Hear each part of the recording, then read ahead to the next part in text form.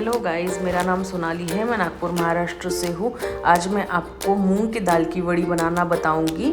उसके लिए मैंने एक कढ़ाई ली हूँ। कढ़ाई में थोड़ा सा प्याज डाली हूँ। प्याज को हमें थोड़ा भूनना है, उसको जलाना नहीं है और ना ही उसको ब्राउन करना है। हमें उसको हल्का सा भूनना है। वो भूनने के बाद उसमें मैं वड़ी डाल देती हूँ।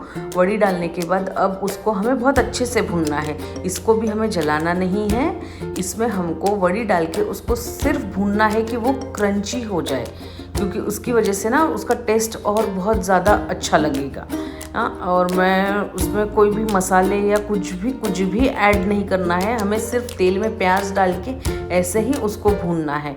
फिर वो भूनने के बाद मैं थाली में उसको निकाल देती हूँ। वही कढ़ाई में मैंने तेल लिया है। अब वो तेल में मैं राई डाल दूँगी और राई डालने के बाद, राई चटकने के बाद अब उसमें मैं जीरा डाल दूंगी। हमें उसमें कोई भी खड़े मसाले यूज़ नहीं करना है, क्योंकि खड़े मसालों की ये सब्ज़ी में ज़रूरत नहीं है, क्योंकि वड़ियों को अपना एक अलग ही टेस्ट रहता है, जो टेस्ट ऐसा ही अच्छा लगता है। ठीक है, अब उसमें मैंने प्याज डाल दी है। प्याज को हमें रेड या ब्राउन करना है। जैसे भी अगर आप थोड़ा और भी ब्राउन करना चाहो तो कर सकते हो और टेस्ट अच्छा ही आएगा।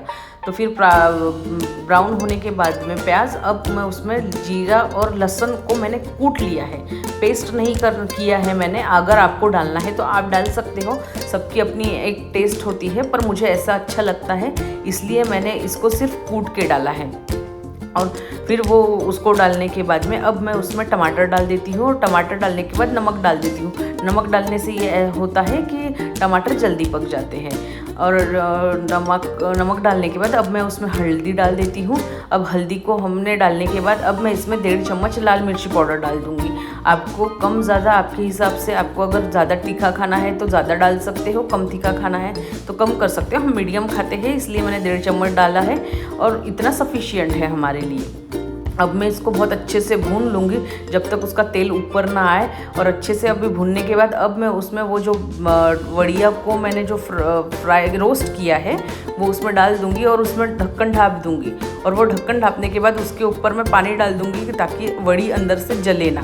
फिर वो ढक्कन निकाल के देखूँगी मैं, और फिर वो पानी सूखने के बाद ऊपर से मैं उसमें और पानी डाल दूँगी। पानी डालने के बाद उसको मैं अच्छे से मिला लूँगी। मिलाने के बाद उसको ढक्कन ढक के फिर से रख दूँगी। फिर अब मैं 5-10 मिनट इसको पकने के बाद में मैं खोल के देखूँगी कि वड़ी पकी है या नहीं। अब मैं वड़ियों को दबा के देखती हूँ तो वड़ी अभी तक पकी नहीं है।